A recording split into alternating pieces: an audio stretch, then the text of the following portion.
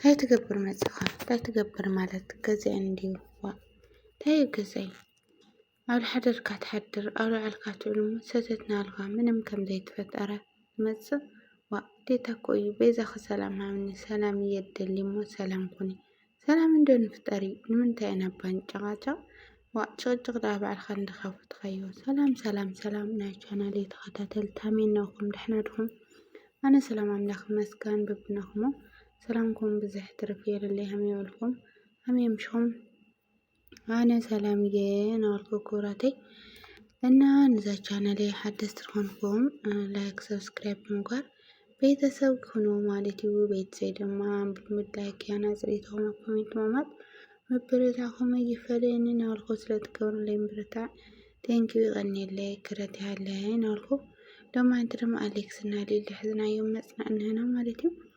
ያው ትማሊ እንግዲህ አሌክስ ናብ ዳቤት ከምልኸደ ዳቤት ከይዱ ያው ቤት ታምል ሓመመትን ቤቴ ክርእዩሉ ከምልኸደ ሊሊ ድማ ደውላ በይድናኻ ከምልበለቶ ዳቤት ሓሚማስ ዳቤት እንኹ ክመጽእ ከምልበላ ሳውን ተኻትላ ኸይዳ ኣብኡ ከምልኸረኸበቶ ተሓቃቅፎም ከምልረኸበቶም ድሕሪ ድማ ድሕሪ ክንደይ ጭቕጭቕ ንዓና ገዛና ምስ ወለቶ ኣይከድን ቤና እያ ቤና ገድፈያ ኣይከድን ኢልዋና ሰውን ተናዳ ወፃ ከምልኸደት ድማ ሓዲሩ ምስኣ ሓዲሩ ሲ ሎማዓንቲ ናብ ገዛ ትመልሱን ለኩም ማለት ኢና ያው ናይ ትማሊ ልቃፀለ ቪድዮ ድማ ሎማዓንቲ ናብ ገዛኡ ምንም ከምዘይ ተፈጠረ ምንም ከምዘይ ገበረ ሰተትሉ ናብ ገዛኡ ከይዱ ማለት እዩ ቤተሰብና እሳ ድማ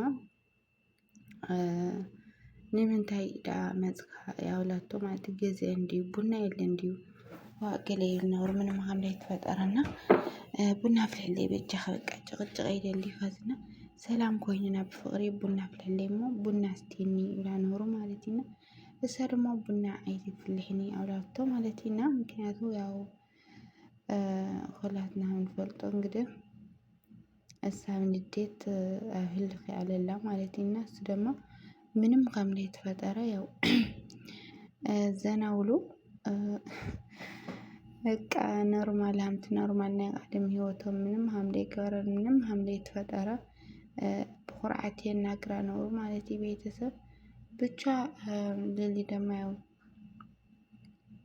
እዚ ነገር እዚ ብጣዕሚ ያባሳጭዋ ማለት እዩ ቢያንስ ትማልስ ንምንታይ ሓደርካ ካልእ ትረፍሲ ኣነ ተበሳጭየ ተናደ ክወፅእ ከለኹሲ ንምንታይ እግረይ ለይመጽኻ ንምንታይ እግረይ መጽኻስ ተካትልካሲ ነያረጋጋኸኒ ኢሉ ደውልካስ ንምንታይ ለያናገርካኒ ብገርካ ሓዲርካ ካብ ናተይሲ ናተተን ኣተሓሳስብካ ናተተን ኣጨንቑካ ካብኡ ድማ ሰን ክፀርፋኒ ከለዋ ምስአን ኮንካስ ክትፀርፈኒ ናብካ ንምንታይ ካብኣነሲ ንምንታይ ለያነዳልካ ንምንታይ ሰንዴን ቀረባናኻ ኮይነን ያውላቶ ማለት ኢና ናኽንዲ እየ ልፈልጥ ኣነሲ ናይ ከኣመል እየ ልፈልጥ ኣውን ናይ ክንዲ እየ ልፈልጥ ይብልዋ ማለት ኢና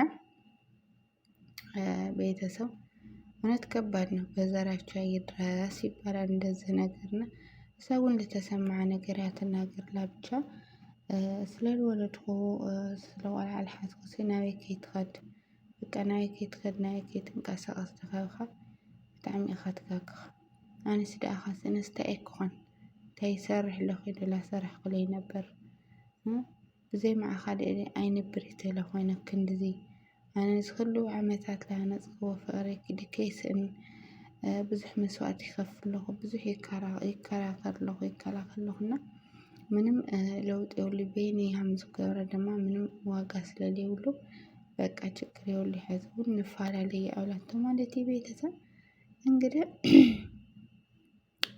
በጣም ልገርመኩም ነገር ኣነ አሌክስ እንዴ በቃ አምዱድ መነጽር ገብሮ ምናምን በቃ እንዴ ብትዕቢት ከናግራት ኣሎ እውነት ለመናገር ከቢድ ቤተሰብ ከቢድ ታይነት አይነት ትዕቢት አምድ ነው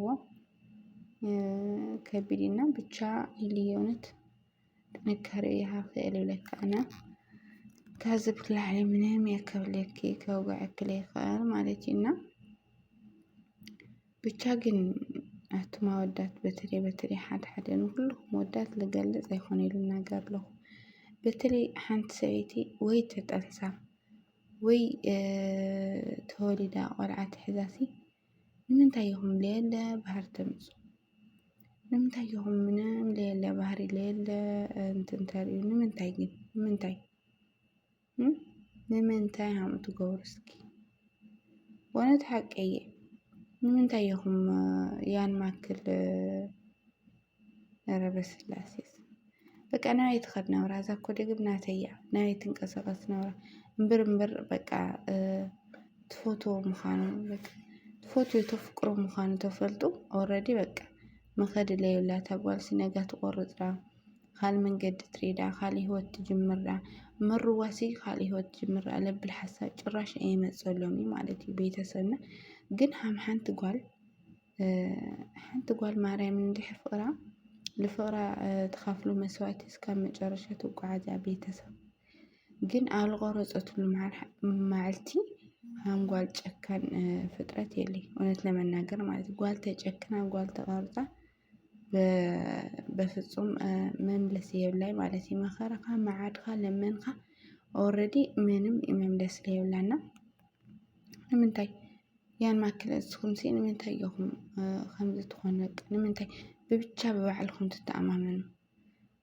እሳኸ ነጋ ቆርፃ ዝኾነ ውሳኔ ኣይትውስኒ ደኣ ኮይና ክንደይ ኩሉ ጓል መቸም ሓደ ይኮነ ቤተሰብ ክንደይ ቆራፃት እኒሀዋ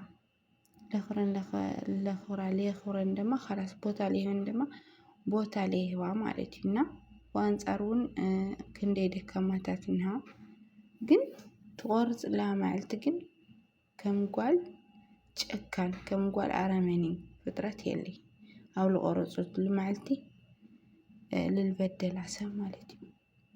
ብፍቅሪ ተሂብካያ ብዕፅፊ ፍቅሪ ትህካ ፅሊ ሕማቅ ነገር ተንኮል ተርእኻያ ድማ ሕማቅ ነገር ተርእየካ ተንኮል ዕፅፊ ተርእየካ ማለት እዩ።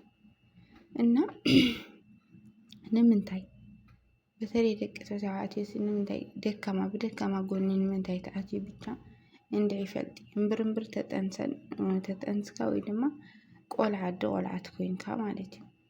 መን ኣደ ቆልዓ ወድቃ ትረፍ ተሰብራ ኣትተርፍ ልበላ ቆልዓ እኮ ምብፃሕ ኣይተርፎን ኣቦ ይሃልዮ ኣይሃልዮ ኦልሬዲ ምብፃሕ ኣይተርፎን ክዓቢ እዩ ብፈጣሪ ሓይሊ ትሕቲ ፈጣሪ ድማ ናይ ኣዱኡ ጥንካሬ ማለት እዩ ክባፅሕ እዩ። እሳ ድማ ካብ ዝወደቐቶ ትልዕላ ጠንክራ ኳስ ልዕለኻ ኮይና እውን ትርከብ ትኽእል እያ። እና ንምንታይ ከምዚ ዓይነት ሓሳብ ትሕዙ ኣለኹም? ብቻ እንድዒ ማለት እዩ። ግን እዚ ድራማ እዩ ትብሉ እንግዲህ ድራማ ኮይኑ ኣብ ኖርማል ህይወት ከምዚ ዓይነት ኣብ ትክክለኛ ህይወት ከምዚ ዓይነት ነገር ስለሌሎ ኣነ ንሓፈሻዊ ኣወዳት እየ ትናገረ ማለት እዩ። ግን ክንደይ ኣለዉ ፅፉፋት ልባማት እውነት ለመናገር ክንደይ ዕዱዋት እኒሀው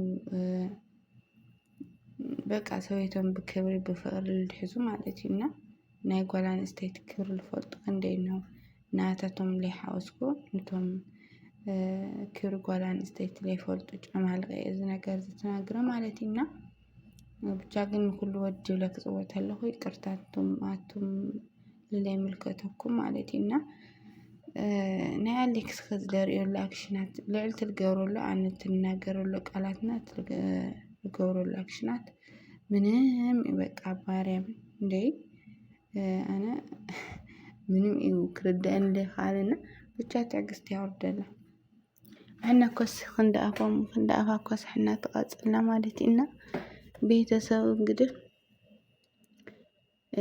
ማርያምን ሰላም ወርድ እንግዲህ ሃምትና ወትሮ ብፍቅሪ ክመፅና ማለት እዩ። ኣነ እንትን ይብል ማለት እዩ ይፅበይ ማለት እዩ። እና ናይ ሎማዓንቲ ቪድዮ እዚ ይመስል ነብሩ ማለት እዩ።